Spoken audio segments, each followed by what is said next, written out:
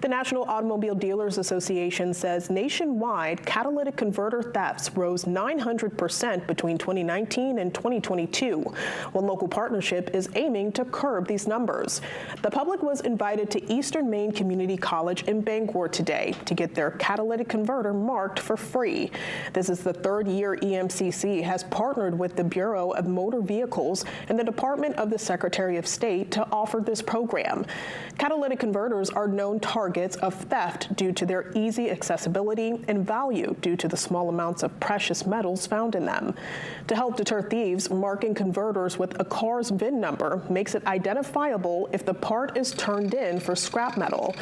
Organizers say not only do these events help keep drivers safe at no cost, it also provides hands-on experience to automotive students. Each student that is part of the automotive program here partner with law enforcement. We work together, teaching them how to utilize equipment to mark the catalytic converters. Most of the students here are working at dealerships, and as part of the law change, they are required prior to sale to mark the catalytic converters, so it gives them real hands-on experience for their job, as well as offering a service to the community. McGowan says they hold these free marking events twice a year at Eastern and Southern Maine Community College campuses.